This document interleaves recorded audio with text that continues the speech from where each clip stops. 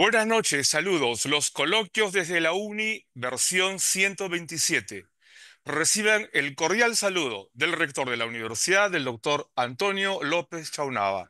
Asimismo, del director de la Escuela de Posgrado de la Universidad Nacional de Ingeniería, del doctor Víctor Caicedo Bustamante. Queridos participantes, reciban un cordial saludo desde la Universidad Nacional de Ingeniería.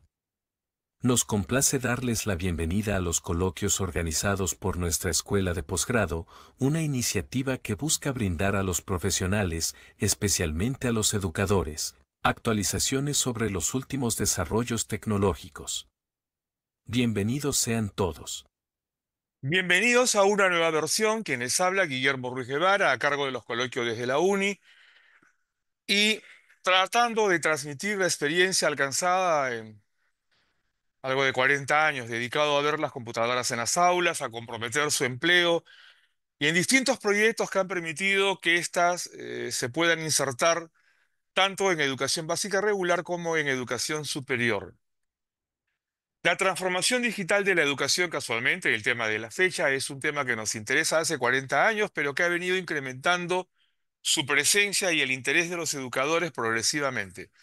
Tendría que decir que acaso a finales de los 90, a pesar del proyecto Módulos Educativos de Cómputo en los 80, a pesar de algunos programas que se hicieron durante el 90, de repente el mejor proyecto educativo que hubo en los 90 fue el de robótica educativa allá por el año 97-98, a pesar del programa Huascarán. Los educadores tomaron más interés a partir de los años 2010 aproximadamente y mayoritariamente se incorporan al empleo del recurso didáctico llamado computadora y Internet con la pandemia. Esa es una realidad, un asunto objetivo y un hecho que tenemos que superar. ¿Y por qué? Porque los modos de producir cambiaron, porque las maneras de ver el mundo, el mercado, la competitividad cambiaron. De ese mundo analógico en donde las noticias corrían por radio, por televisión o por periódico, llegó Internet y cambiaron al punto de estar en el bolsillo, en el móvil o en un equipo digital que permite ofrecerle al gerente, al docente o a cualquier funcionario o persona interesada información en línea al instante. Y esto ha dado lugar a nuevos estilos de comercio, comercio electrónico, a nuevos estilos incluso de investigación para llegar a detalles impensados décadas atrás y en donde los biólogos, los físicos y otros profesionales hoy pueden ver dimensiones microscópicas y analizarlas convenientemente. Y los educadores, ¿qué hacer para que en efecto el recurso didáctico digital sea aprovechado en extremo por los educadores? Los coloquios desde la UNI tratan de dar respuestas sobre esto y el día de hoy ensayaremos algunas que, si bien ya han sido presentadas en ocasiones anteriores, siguen vigentes en la necesidad de modificar la escuela. Y sobre todo porque, estando apenas a 5 años de la quinta revolución industrial, una nueva etapa, nuevas exigencias, nuevos equipos, seguramente computación cuántica intensa.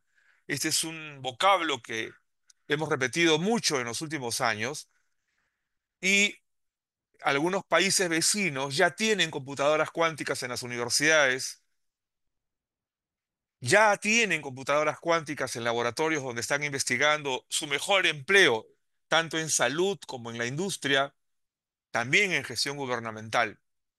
Entonces, ¿cómo lograr un salto cualitativo que nos lleve a una posición mejor respecto a lo que ocurrió con la transformación digital?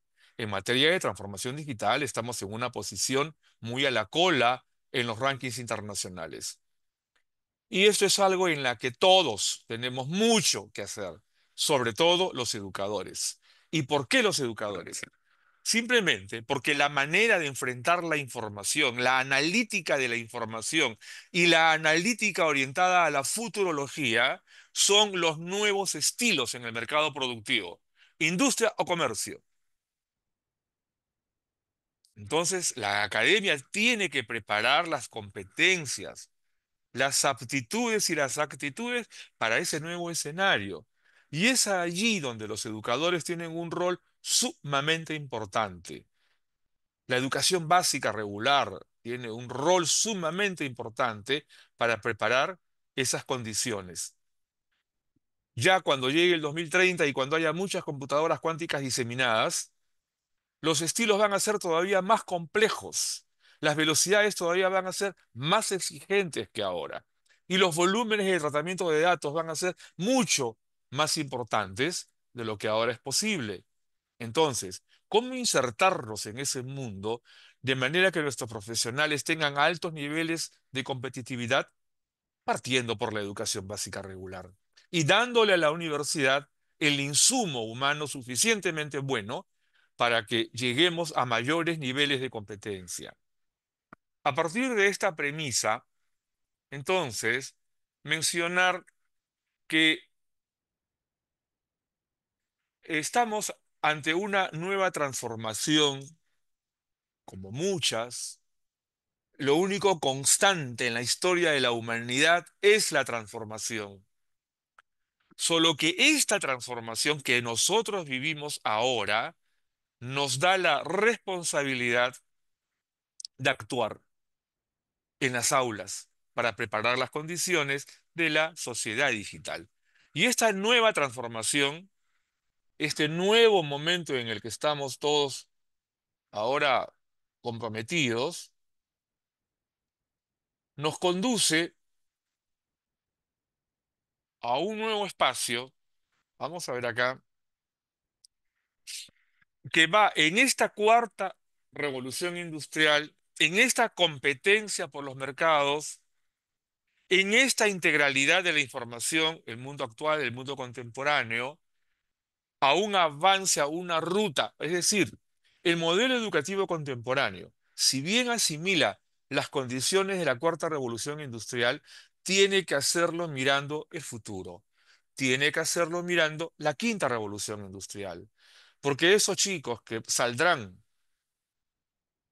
en el año 2030 de básica regular van a encontrar ese mundo intensamente distinto del que tocó a los que ingresaron a la secundaria apenas 5 años atrás y que han egresado en estos tiempos recientes. Van a cambiar mucho los escenarios, sorprendentemente mucho. Esto es una imagen de apenas hace 15, 20 años en una oficina, computadoras, pantallas, personas discutiendo sobre temas que proveen instrumentos, que proveen información.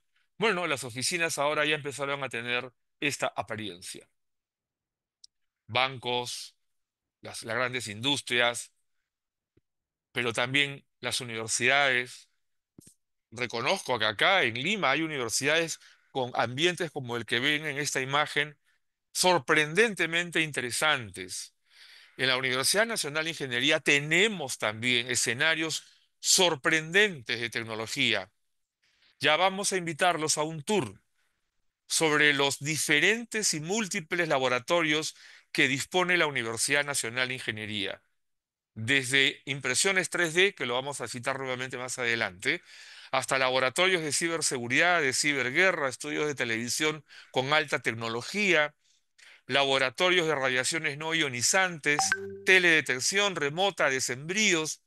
Es bueno que ustedes conozcan todo eso porque eso ya está con nosotros y cada vez más empresas y cada vez más negocios las van adoptando. Pero ¿dónde están ese mayor número de profesionales que puedan aprovechar estas tecnologías en las empresas donde van a trabajar, en los gobiernos donde puedan insertarse en alguna función?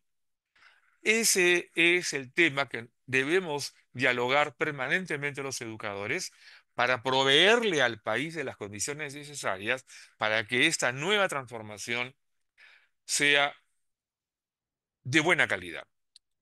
La transformación digital de la educación, entonces, que es el tema que nos llama el día de hoy, debemos revisarla palabra por palabra. ¿Por qué transformación? ¿Por qué digital? ¿Y por qué de la educación? Recordemos la transformación que es un proceso que puede tener una fecha de inicio, pero deberá tener una fecha de término. Pero también es un proceso continuo la transformación como tal. Pero la transformación de determinado tipo, ese determinado tipo debe terminar en algún momento. Y este proceso continuo al que nos referimos, ¿por qué se dice que es disruptivo? Porque va superando momentos y va proyectando nuevas herramientas, nuevos recursos. Ahora hablamos de tecnologías emergentes.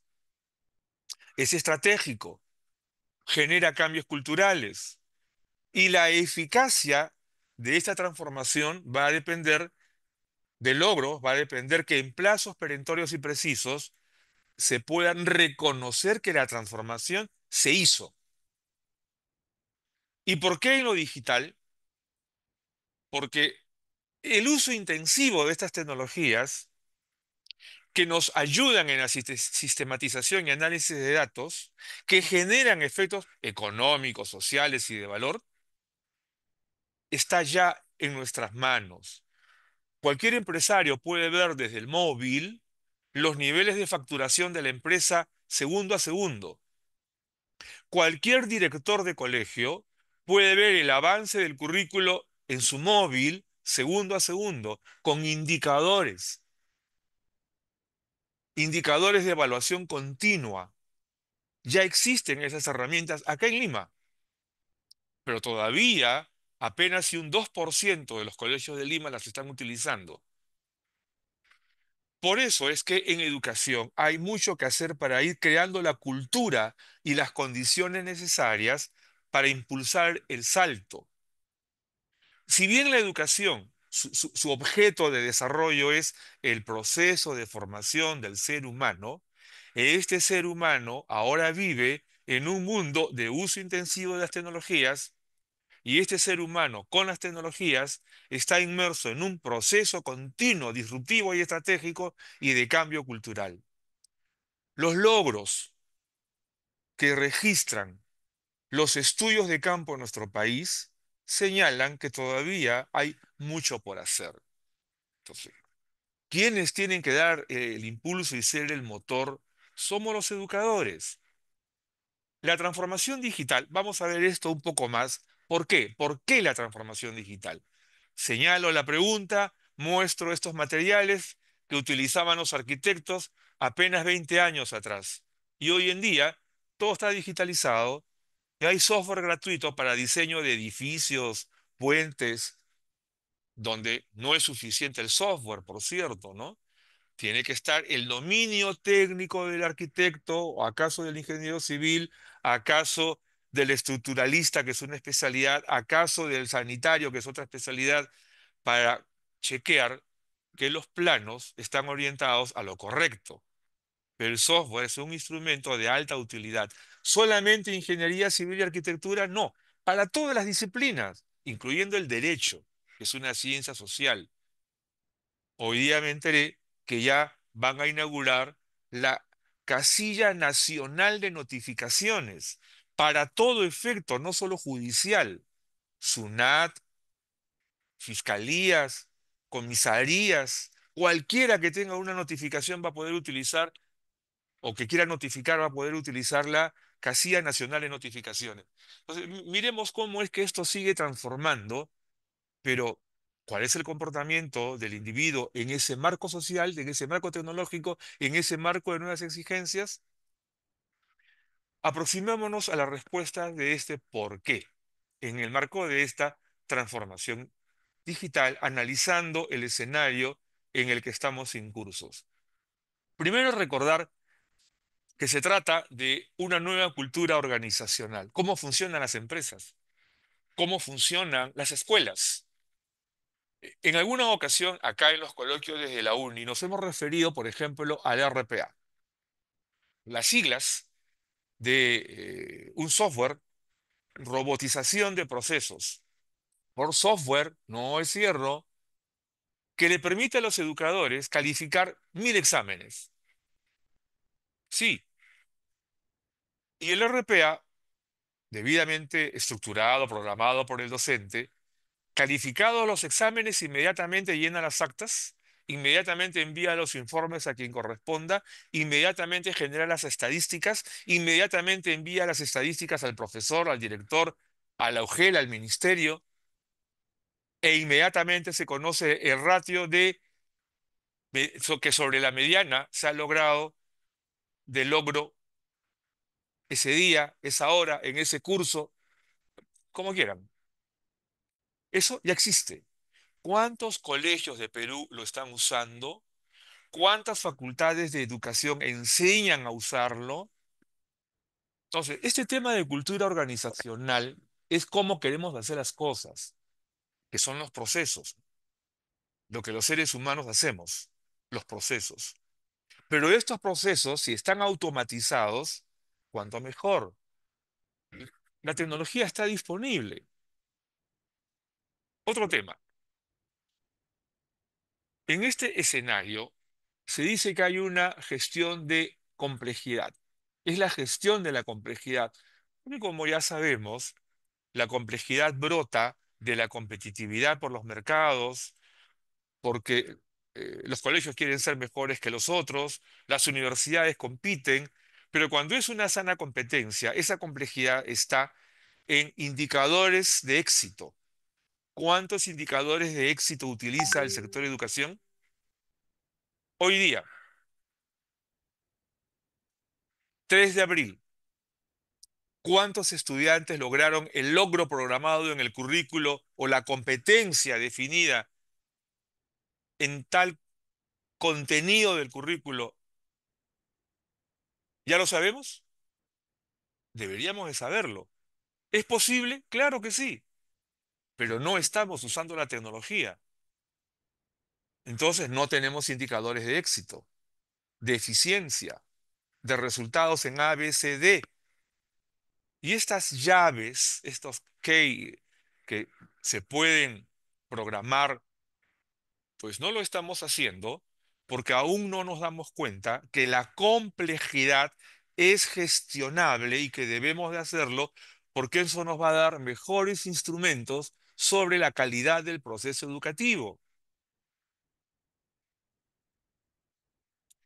La inserción eficiente de la tecnología. Estos tres aspectos señalados en este slide analizando el escenario son los tres grandes aspectos en los cuales todas las escuelas y todas las universidades debiéramos diseñar nuestros planes estratégicos institucionales. Cultura organizacional, donde todos estamos comprometidos en el cambio, en la transformación digital. Gestión de la complejidad, en donde utilizamos indicadores, medidores de éxito de los planes a desarrollar y para eso entonces la inserción eficiente de la tecnología. Esta estructura, conocida, aplicada en muchas empresas, todavía es necesario que en el sector educación peruano la apropiemos, la hagamos nuestra y la apliquemos intensamente. Muchas cosas mejorarán. Bueno, entonces, arribemos a qué es la educación. Copio una definición en un libro de mi autoría, y me parece interesante porque está correlacionado con los tiempos actuales, ¿no? El proceso que facilita el desarrollo de habilidades y capacidades propias de los individuos mediante la estimulación del aprendizaje para la construcción de conocimientos y la disciplina en virtudes, creencias, hábitos y otras manifestaciones que los faculten para una convivencia positiva entre pares y con el ambiente, la competencia ambiental, ¿no? Un poco venía menos, por cierto, debiera de ser una macro competencia, como debiera ser también la competencia racional, por cierto, ¿no? Como macro competencias. Entonces, si ya sabemos, porque esta no es una definición nueva, ¿no? Más, menos, palabras más, o de repente algunas otras ideas, pero coincidimos los educadores al definir qué es la educación. En este ambiente debemos recordar que la educación ha sido desde tiempos antiguos el instrumento de sobrevivencia, porque primero educábamos para liberarnos de los peligros y hoy en día educamos para asociarnos con la tecnología en la producción. Entonces, sigue siendo transformación de seres humanos, sigue siendo educación, solo que ahora hay un escenario distinto. Esta transformación digital de la educación, ¿qué comprende? Vamos a ver ahora algo interesante. Por favor, observen la lámina, ¿no? Observen el slide. Rostros, personas satisfechas, computadoras a la vista. ¿Qué está ocurriendo con estas personas que acaban de dilucidar alguna conclusión respecto a un caso que han tenido como estudio? Estas personas han usado la tecnología en algo que es nuestra responsabilidad: educar en el tratamiento racional de la información. O sea, más que digitar la computadora, es cómo procesamos, qué le pedimos, qué buscamos y cómo construimos información de utilidad para el negocio, para la clase que queremos ejecutar, para los instrumentos de aprendizaje con que queremos empoderar a los estudiantes. Educar en el tratamiento racional de la información es, en síntesis, el objeto de mayor interés hoy en el ámbito educacional y define también la transformación digital de la educación, porque de eso se trata: el tratamiento racional de la información, el tratamiento objetivo de la información, el tratamiento analítico de la información. Pero estas cualidades se adquieren en la universidad, no, se fortalecen en la universidad, pero se adquieren desde la educación inicial y a través de la vida escolar. Entonces, por eso es este slide ahora, porque una de las cuestiones que más debemos tener en cuenta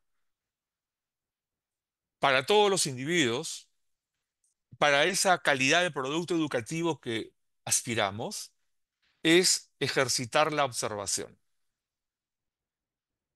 Está mal ejercitada. Sí, permítame esta afirmación y permítanme darles algunos derroteros para que lo comprueben. Denles objetos a sus estudiantes y pregúntenles cuántas diferencias y cuántas semejanzas encuentran. El típico ejercicio que hago y con estudiantes universitarios es darles dos lápices y preguntarles cuántas diferencias se encuentran y cuántas semejanzas se encuentran. Y generalmente llegan a 7, 8, 12, algunos más acuciosos 14, 15. Y lo cierto es que hay más de 60. Más de 60. Ahora que termine el coloquio, llamen a sus hijos y ejercítenlos, o a sus amistades, y van a descubrir que la agudeza de observación está muy mal entrenada. Pero la observación no es únicamente con las vistas, la observación es también con el oído, con el olfato, y la observación ahora comprendemos que es sensórica. La sensórica humana es algo que tenemos que estudiar los educadores con más detenimiento. Impacta en las neuronas, impacta en las capacidades de razonar, impacta en las capacidades de interpretar la realidad. A mayor ejercicio de la observación, un cerebro mejor entrenado, más cableado. La sensórica humana, lean por favor a Frederick Fester, discípulo de Piaget, es justamente nuestras capacidades para observar.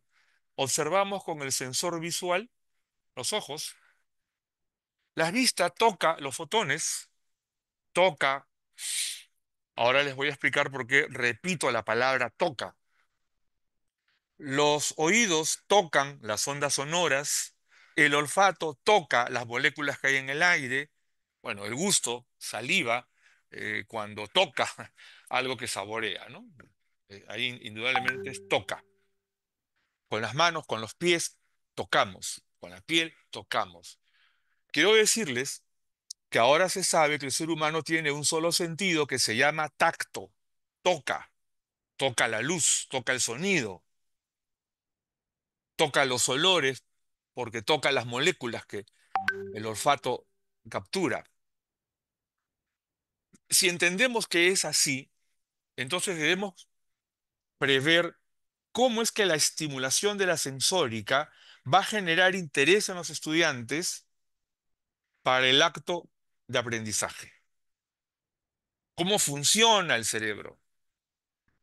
¿Cómo el cerebro necesita de referentes visuales para poder comprender el mundo que le rodea? Entonces, este es un primer ejercicio que pongo a la vista. Podremos analizarlo en cualquier momento, podemos hacer un coloquio únicamente para ver cómo funciona la observancia del ser humano y la potencialidad de nuestra sensórica, tan venida a menos, por cierto, y tan poco entrenada. Hoy no habrá tiempo para eso, pero continuaré explicando que otra de las capacidades que tenemos que ejercitar es la capacidad para buscar. Buscamos en Internet, ¿verdad?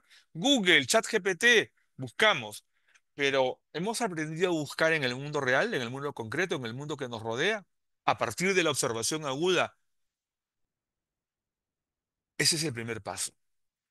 El siguiente paso será la ayuda del teclado, la conectividad y los recursos que nos ofrece una computadora. Los chicos tienen que aprender primero a evaluar fuentes, a comprobar la confiabilidad de una fuente. Y cuando hablo de una fuente, puede ser la calidad de una tela, de una hoja, del agua, de las tierras, evaluar las características, distinguirlas, clasificarlas, porque ese ejercicio del acto de razonar es el que va a predisponer ya a nivel de abstracción consultar o buscar en Internet con mayor eficiencia. Bueno, ahora vamos a ver este video, por favor, y luego continuamos. El desarrollo de la sociedad digital obliga a que la educación modifique también el modelo de cómo hacemos las cosas en las aulas, en general la gestión académica. Y para eso necesitamos que los educadores se involucren. Es urgente que ellos colaboren con el proceso de transformación digital, sobre todo a portas de la transformación cuántica que se avecina. Señores profesores del país, están invitados a especializarse en el empleo de la tecnología digital en la gestión educativa. Sí, nuestra generación vivirá intensamente el empleo de la tecnología digital. Debemos entender que el desarrollo de la tecnología digital en las aulas, ahora, en este tiempo, debe ser el aprestamiento para la inserción de la tecnología cuántica que ya está a la vista. Y de eso se preocupa este diplomado de Tecnología Digital y Gestión Educativa que ofrece la Escuela de Posgrado de la Universidad Nacional de Ingeniería en 2 ciclos y que comprende una serie de cursos en donde se analiza, se identifica la disponibilidad de la tecnología digital para dar soporte al proceso educativo y se evalúa y ejercita y aplica, de manera que al término el participante opta el diplomado en tecnología digital y gestión educativa. La tecnología digital y la gestión educativa son una serie de componentes y vamos a citarlos. Bueno, en el ámbito de la tecnología digital, equipamiento, aplicaciones, conectividad. Pero en el ámbito de la gestión educativa es la gestión de modelos educativos, es la gestión de los procesos educativos y es la gestión de los logros educativos. Y en el ámbito de los procesos, insistimos en considerar el quinto subproceso educativo en el cual ahora los educadores estamos obligados, ¿no? Los 4 subprocesos clásicos, el de enseñanza, el de aprendizaje, el de evaluación y el de retroalimentación, tienen ahora uno nuevo, que es el de la analítica predictiva en función del producto educativo. Los colegios, por ejemplo, deben decirle al país, ¿en qué servirá cada promoción de egresados? No únicamente en conocimientos o competencias, bueno, sino también cuál es su nivel intelectual, cuál es su coeficiente cerebral, cuál es su madurez emocional, cuál es su potencialidad motriz, futuros deportistas, ¿no? Y las herramientas para esas mediciones existen, pero que no las estamos utilizando. Entonces no sabemos qué tenemos como capital humano. Y en la universidad, con mayor razón, a los egresados de cualquier promoción, de cualquier especialidad, de cualquier universidad, pues a ellos hay que empoderarlos de tal manera que de esa promoción podamos decirle al país, esta promoción de ingenieros, de médicos, abogados, lo que fuera, le van a servir al país en su plan de desarrollo en esto, en esto, en esto, porque para eso están preparados, para eso tienen la intelectualidad, para eso tienen la madurez emocional, para eso tienen los conocimientos y para eso tienen también la aptitud física para poder contribuir con el desarrollo del país. ¿Tenemos esa información? No la tenemos. Solo tenemos notas o tenemos, bueno, los logros por competencias. Eso es insuficiente. ¿Otros países lo están haciendo? Sí, ya empezaron. ¿Cuándo nosotros? Entonces, esto pues de los modelos, de los procesos, de los logros, son el objeto de interés que los educadores deben definir usando tecnología digital para poder tener resultados de proceso, mediciones, indicadores permanentes y poder retroalimentar permanentemente.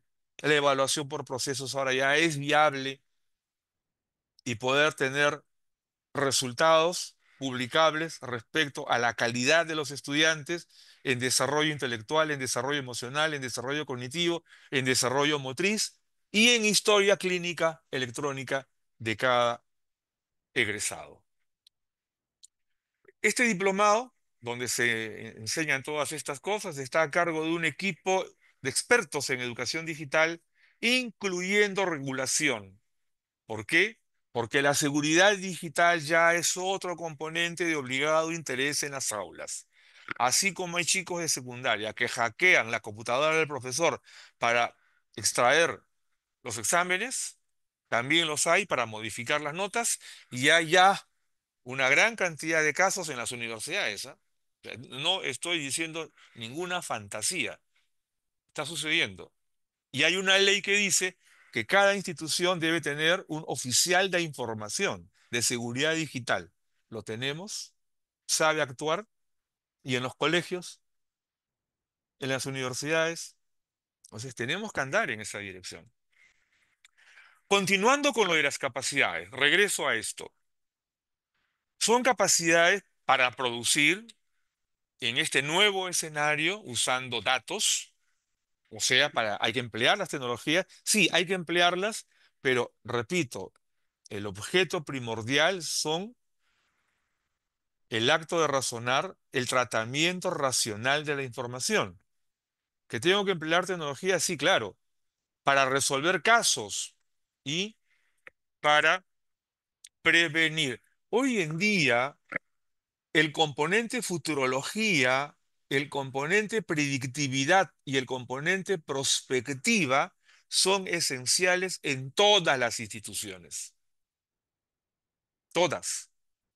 Y con mayor razón debe serlo en educación. Estas capacidades, estábamos revisando aquella capacidad para observar y para buscar, ¿verdad? Bueno, ahora para analizar. Esa capacidad para analizar se ejercita comparando. Es decir, agudizada la observación, ahora tomo dos elementos, pueden ser tres, cambio el orden de los tres, pueden ser cinco, cambio el orden de los cinco, pueden ser muchos, cambio el orden, genero series de análisis y ejercito la capacidad de comparación. ¿Para qué? Para clasificar, para jerarquizar, para definir lo importante de lo accesorio, que es un ejercicio que en la universidad, cuando queremos hacerlo, siempre tenemos problemas porque los chicos no están aprestados. Otro más es en el proceso, es decir, la capacidad para evaluar permanentemente. Generalmente evaluamos los resultados. Cualquier jovencito de 12, 14 años, cuando le decimos evalúa, siempre evalúa al final. No está preparado para evaluar el proceso. Cuando va a la universidad, lo mismo. Se convierte en una cuestión mental. Y cuando es profesional, ocurre lo mismo. Evalúan resultados, pero no evalúan los procesos. Este es un asunto también ya de hábito mental, que tenemos que procurar desde escuela básica regular que los chicos evalúen el proceso, desde el juego de bolitas y trompo hasta el proceso de los hechos que narra, la secuencia lógica de una narrativa, de una fenomenología, de manera que se convierta en una aptitud mental el proceso de evaluar. Es una capacidad, pero en el proceso, ¿no? Otra capacidad resultante es para clasificar según propiedades, pero voy a reconocer las propiedades consecuencia de lo anterior, de observar, de buscar, de analizar. Llego a reconocer las propiedades. Entonces, puedo jerarquizar de arriba hacia abajo, de abajo hacia arriba, de izquierda a derecha, de derecha a izquierda, en fin, matrices de jerarquización. Capacidad para producir, y aquí entran dos conceptos muy importantes, conectivismo y colaboracionismo, porque ahora trabajamos en red, conectados, conectivismo, y colaboramos entre todos para que todo ocurra bien, colaboracionismo. Estas son dos aptitudes que igual debemos cuidar que se empoderen en los estudiantes tempranamente. Noten ustedes entonces que hay mucho por hacer y que no es tan igual a algunas definiciones que he visto por ahí de algunas instituciones cuando se refieren a la competencia digital. Compartir información. Este es otro asunto, pero aquí voy a referirme a las habilidades y a las destrezas potenciales. Es el contenido de lo que llaman habilidades blandas, pero nosotros no lo llamamos así, por dos razones. Primero, porque es una mala traducción. No deberíamos decir habilidades blandas. Y segundo, porque al españolizarlo erróneamente, no es culpa de los autores, ¿ah? Es culpa de los traductores. Y que muchos hispanohablantes lo hemos tomado así a primera mano, habilidades blandas, y lo hemos repetido. Pero los autores no se referían a ninguna blandura, se referían a evidenciables. Soft en inglés no es blando. Se popularizó en el español al diferenciarlo de hard, ¿no? De duro, el fierro, la computadora. Soft, el software. Lo blando, no es lo blando. Soft es lo evidenciable. Lo puedes ver, pero no lo puedes tocar. Es algo que se observa, que es evidente. Las habilidades evidenciables en rigor técnico de los anglohablantes. En español habría que decir de preferencia habilidades potenciales o si prefieren habilidades evidenciables. La otra razón, la segunda razón, porque al haberlo españolizado como blando, y ustedes saben, habrán algún profesor de lenguaje en el escenario, que entonces un término en español puede ser modificable, ¿no? ¿Y qué ocurriría con blando? Blandito, blandote, blandengue. Entonces, ¿son habilidades blandengues? ¿Son habilidades de personas blanditas? No, ¿verdad? Entonces, cuidado pues con el empleo del español, porque al modificar la palabra blando y extenderla y querer reutilizarla con alguna acepción adicional derivada, incurrimos en algo que no deseamos. No se trata de profesionales blanditos.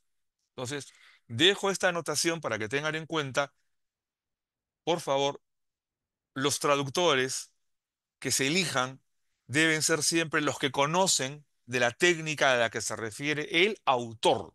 De lo contrario, se generan estas confusiones lingüísticas. Entonces, habilidades potenciales, destrezas potenciales. La sociedad digital, ¿qué exige? Tratamiento racional de la información. ¿Qué exige? Crear con lógica y narrar con lógica. Describir con lógica. Secuencias lógicas. Los chicos que salen de la escuela, quinto de secundaria, hoy en día, narran con lógica. En la universidad tenemos dificultades para que los chicos estructuren una narrativa en una secuencia lógica. ¿Cómo van a programar? O sea, hay que reaprestarlos para que puedan entender qué cosa es una secuencia lógica y la puedan describir y la puedan documentar. Voy a citar la competencia digital tal como la define el Ministerio de Educación. Esta es, copiado de la página web del Ministerio de Educación. Conocimientos, habilidades, capacidades y destrezas para utilizar de manera segura y eficiente las tecnologías digitales y para beneficiarse de ellas.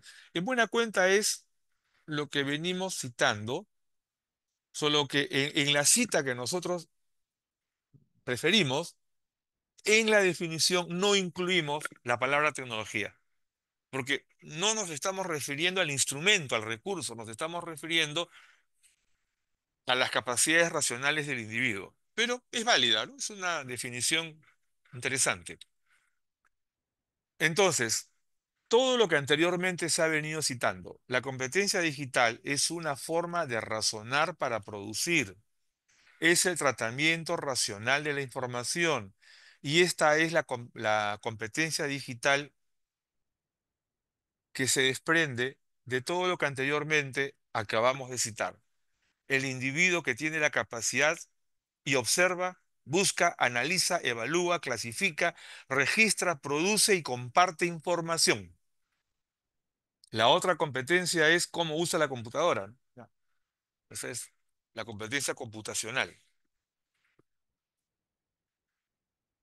Entonces, la transformación digital, hoy en día, ¿con qué recursos empezó a usarse? Aquí viene una parte en la que es importante que vayamos tomando nota con mucho cuidado.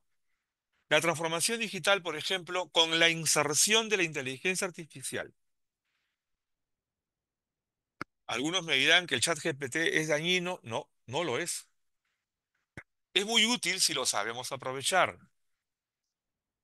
He conocido casos de profesores que han hecho competencia usando el chat GPT con sus alumnos en la narrativa de algún caso de la historia peruana. No es suficiente que el chico le pida al chat GPT y que entonces imprima lo que allí encontró, sino que lo utilice para recrearlo, imágenes. Hay otros instrumentos que generan imágenes de inteligencia artificial, o sea, que lo recree con imágenes y que lo narre oralmente. Vamos a tener que regresar a los tiempos de las asignaciones orales. Es bueno y creo que es conveniente porque es una buena forma en que el estudiante de- demuestre que conoce y que se le hagan preguntas, por supuesto, ¿no? O sea, tenemos que también aprender a preguntarle a los chicos qué es lo que hicieron y ver en el dominio de la narrativa que efectivamente aprendieron. Entonces se convierte en un recurso útil, pero hay que saber aprovecharlo, hay que saber dosificarlo. Reitero algo que vi en Argentina hace muchos años, allá por el 2007, cuando los chicos hacían sus exposiciones. En esa época no había inteligencia artificial, sí había web, había internet. Entonces, cuando iban ellos a exponer, se le comunicaba a la familia y se les daba la facilidad de ver al chico. Habían cámaras en las aulas para que transmitan la señal y los padres, la familia, vean al chico. Los chicos se preparaban tan bien que lo hacían evidentemente bien. porque los iban a ver, la familia. Entonces, esta manera de preparar a los chicos para que expongan dio unos resultados formidables, pero no veo que lo hagan por acá. Sería muy interesante esa práctica y sería muy interesante que sea materia de tesis de algunos estudiantes de las facultades de educación sobre el empleo de la inteligencia artificial, de la transmisión en línea, de cómo convertirlo en un recurso didáctico, de cómo provocar que el chico se esfuerce por demostrar que sabe y lo pueden hacer en grupo y lo pueden hacer en síntesis y se les puede educar entonces a explicar las cosas, a decir muchas cosas con pocas palabras. Miren ustedes cómo se pueden generar entonces escenarios tan interesantes de práctica educativa y la inteligencia artificial se convierte en un recurso sumamente útil.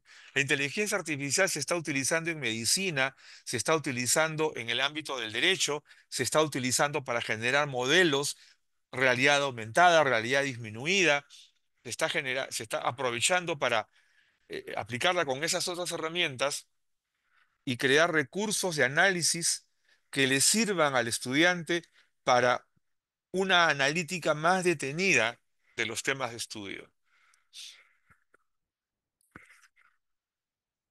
Cadena de bloques, blockchain. ¿La están usando en los colegios? En las universidades sí, algo, pero en las empresas mucho y cada vez más. Sin embargo, no estamos preparando a los estudiantes tempranamente para que entiendan qué cosa es un blockchain. No necesitan un blockchain sofisticado. Es algo así como una cadena de pasos donde el paso anterior protege al posterior y el posterior se puede amparar en el anterior. De manera que si alguien me modifica un paso de la cadena, los otros pasos tienen la información, tienen la copia, y entonces ¿para qué sirve? Para evitar fraudes, para evitar plagios, para evitar que se pierda la información, que la malutilicen.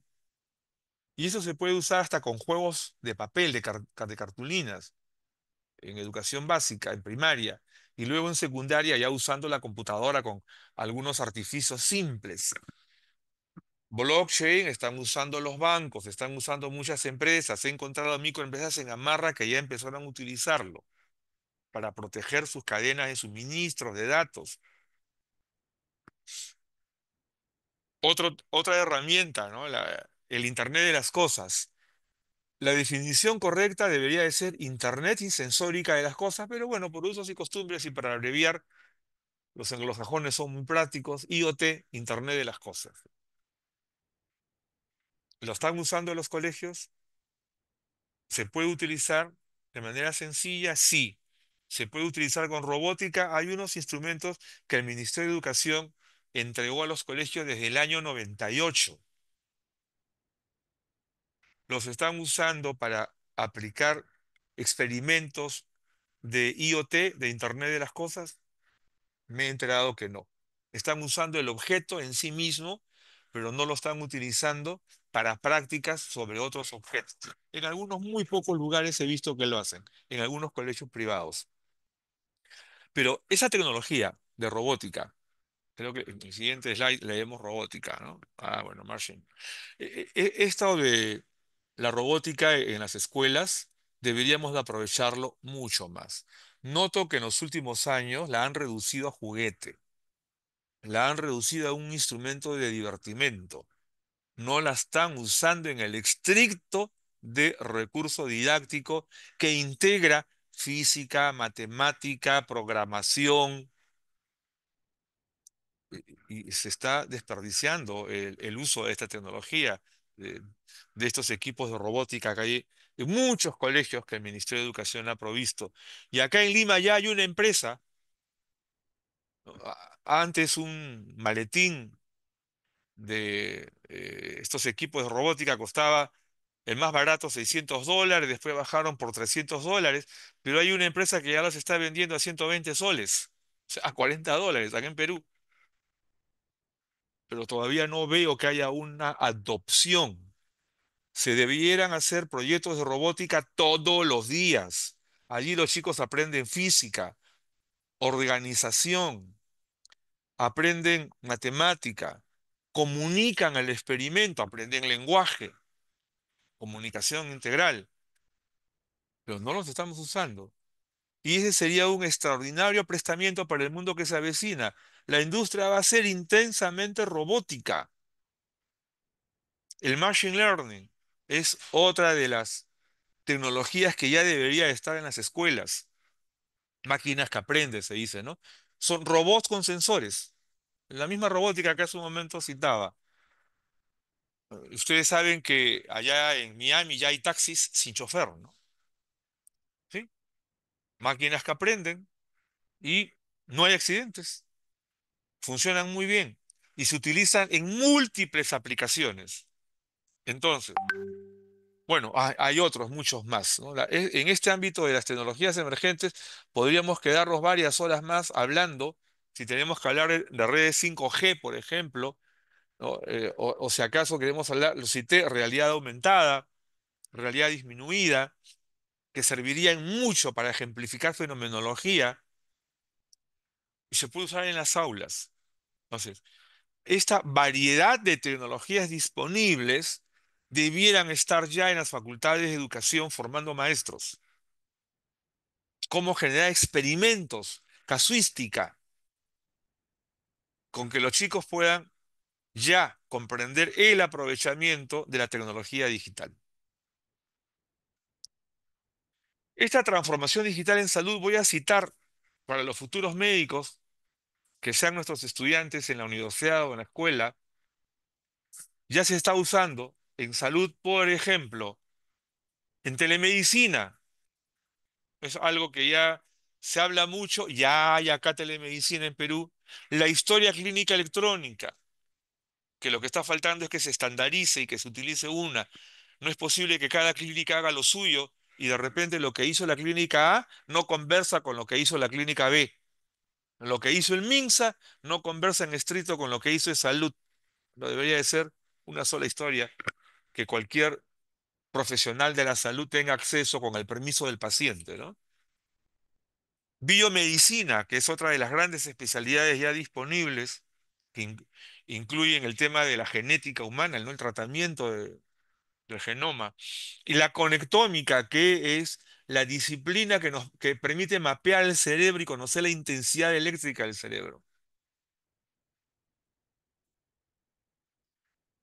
En economía, este es otro espacio que ha generado múltiples cambios. Muchos de ustedes habrán utilizado Uber, ¿no? ¿O acaso Airbnb?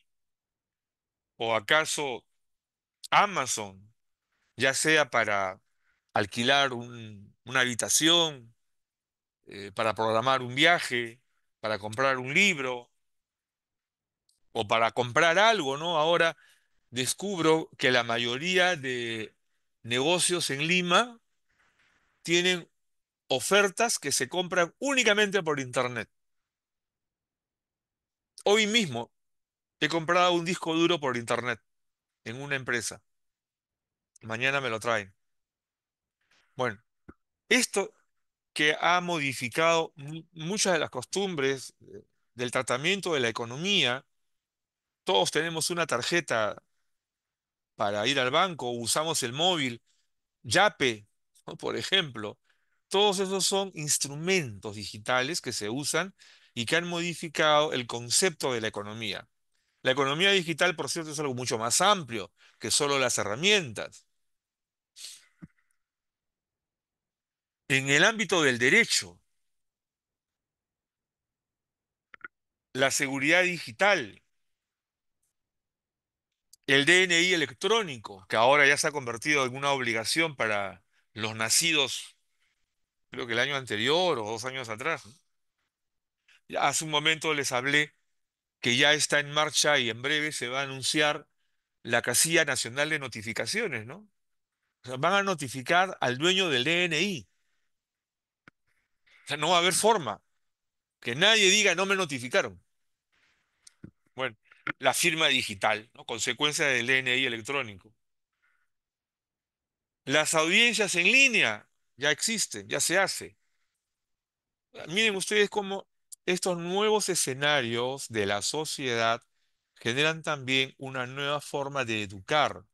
Los abogados ahora, desde sus años en facultad, ya tienen que aprender de estos instrumentos y de estas maneras de actuar en defensa o en acusación, ¿no? Usando la tecnología digital. Y en educación, bueno, hoy día hemos citado varias razones relacionadas al tratamiento racional de la información y es conveniente que veamos que ya existe la teleeducación a la cual tuvimos que insertarnos casi obligadamente con la pandemia, la industria de contenidos, que es otro de los aspectos pendientes en la agenda nacional, la producción de contenido. Ya, los libros de textos escolares van a pasar a la historia y es un costo del cual ya debemos liberar a los padres de familia. Hay mucha información en Internet, pero falta estructurarla como contenido debidamente alineado a los currículos. Pero además hay que producir muchos contenidos que permitan a los docentes tener el material suficiente para trabajarlo con sus estudiantes, ¿no? Los libros electrónicos ya están disponibles. El conectivismo, ese es un asunto sumamente importante. Allá por el año 2012, George Siemens trajo eso a Perú, el concepto del conectivismo. Pero algo que no le entendieron muchos es que él se refería a un conectivismo en dos momentos. El primer momento es el cableado neural, la potencialidad cerebral, el hombre educado, ¿no? El hombre racionalmente preparado, conectivismo neural. Y el segundo momento, el conectivismo colectivo, cuando alguien que necesita un conocimiento X ubica a la persona que lo tiene para lograr que se lo transfiera. Este ejercicio, que también podríamos llamarlo networking o colaboracionismo en redes, es una facultad en la sociedad que ahora vivimos. Yo no sé algo, googleo, ¿no? Yo no sé algo, busco al científico que lo tiene. Yo no sé algo, busco al maestro que sí lo sabe. No sé algo para un problema judicial, busco al abogado que lo sabe. Pero ese tipo de conectivismo es un momento dos. El momento uno es, estoy preparado para comprender el caso y saber qué es lo que tengo que hacer. Aquí hay algo que debemos cuidar, que los educadores tengan el concepto muy bien arraigado. Bueno, no he terminado, hay algunas otras cosas que por favor denme un instante para continuar, pero me toca anunciar el programa del sesquicentenario de la Universidad Nacional de Ingeniería. Cumplimos 150 años el próximo año. Julio del 2026 habremos llegado a los 150 años. El programa del sesquicentenario ya se inició con un conjunto de becas, de asistencia técnica, de promoción tecnológica. Ahí tienen ustedes una cantidad de cursos que son gratuitos. Ahí hay unos teléfonos abajo. Llamen, matricúlense. Y si desean o necesitan el certificado, en ese caso al público en general 40 soles, pero pueden hacer el curso sin necesidad de pagar nada. Y este curso de educación en herramientas digitales, la próxima promoción está anunciada para el 5 de mayo. Estos son los teléfonos a los cuales pueden llamar. En el caso de este cursillo, tienen media beca automática siempre y cuando sean presentados con una carta de la institución en la cual labora el docente. Pueden ustedes avisarle a los colegas. Esos son los teléfonos a donde pueden llamar para consultar, en este caso, de los cursos gratuitos y del cursillo de herramientas digitales, estrategias para la enseñanza. Vean este video, por favor.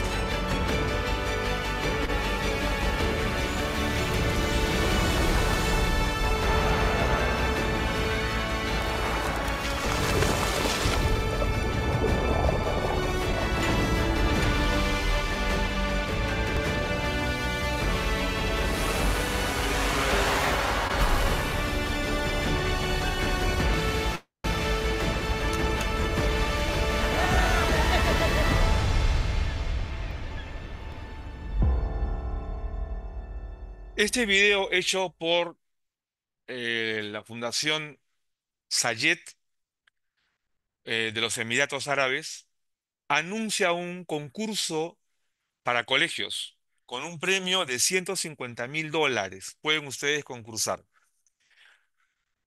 y pueden ustedes pedirnos un practicante, un estudiante del último año de la universidad para que les ayude a preparar el proyecto. Tiene que ser una idea, ya sea un tema de clima, de agua, de alimento, de energía o de salud, que tenga un componente digital. En el caso peruano ya hay un colegio que ganó el premio, $100.000 fue aquella vez, ahora el premio ha subido a 150.000, y fue un colegio de la Libertad, un COAR, ¿no? Un colegio de alto rendimiento. Y ganaron el premio con un proyecto de mejoramiento de las aguas residuales que habían en las inmediaciones de la institución educativa.